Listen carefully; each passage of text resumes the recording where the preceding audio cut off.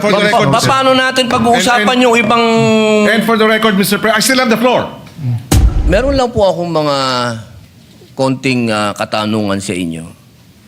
Sapagkat gusto ko po sanang ireklamo si Senator Pangilinan sa pagsigaw. Meron po ba siya rules natin na sinasabing pwede mong sigawan ng kapwa mo senador? Excuse me, nasa akin President, po yung iba ang floor. Senator Padilla Excuse has me.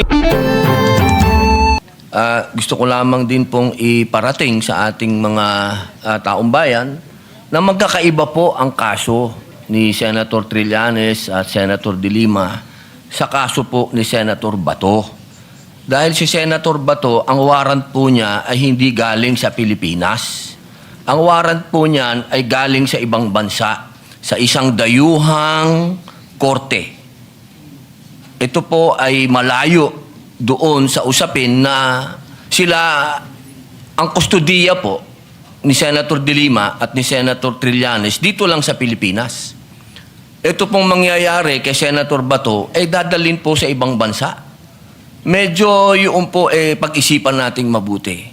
Dapat bang mangyari muli ang nangyari kay dating Pangulong Rodrigo Roa Duterte? Dapat bang mangyari pa yan muli sa isang Pilipino? Yun lamang po, sana alam natin ang pagkakaiba ng warrant galing sa Pilipinas at warrant sa isang korte lang ng ibang bansa. Yun po, maraming salamat po. Point of order, Mr. President.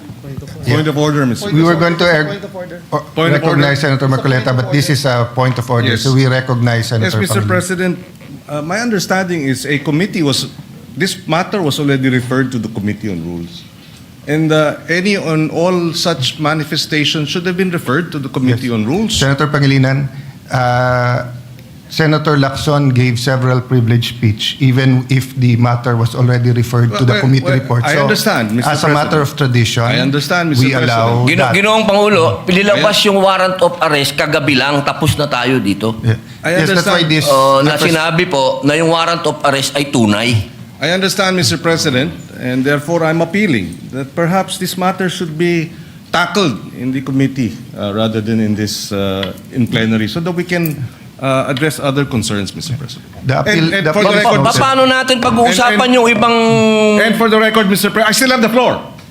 And for the record, Mr. President, we voted against resolution number 44.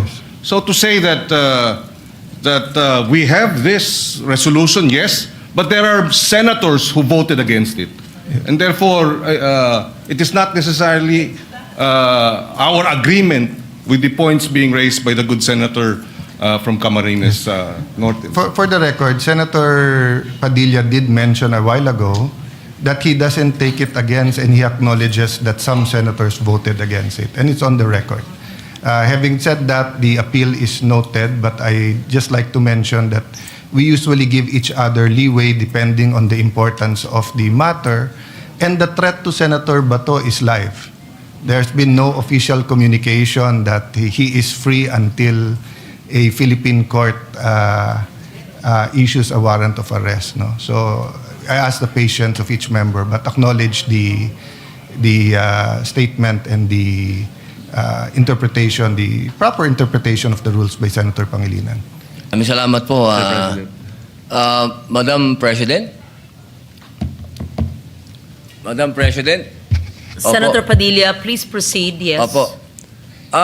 Meron lang po akong mga konting katanungan sa inyo.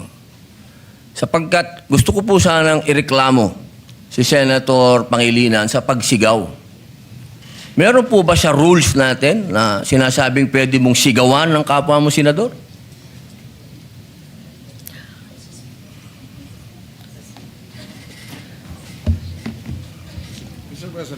Narinig ko yung malakas na boses ni Senator Kiko Pangilinan. Mr. Alam ko na si Senator Pangilinan ay dating galing sa broadcasting, baka nag-modulate. Maari po ba tayo ay mag-suspend muna para pag-usapan yung malakas na boses at wari Mr. pagsigaw ni President, Senator iba ang Pangilinan? Excuse me, Mr. nasa akin President, po iba yung ang floor. usapin. Senator Padilla has excuse the me. floor. The chair is answering the question of Senator Padilla. Session is suspended. Yan ang ating Bravo Balita. Salamat sa panonood. Follow at subscribe at like na po kayo sa aming Facebook, YouTube at TikTok channel.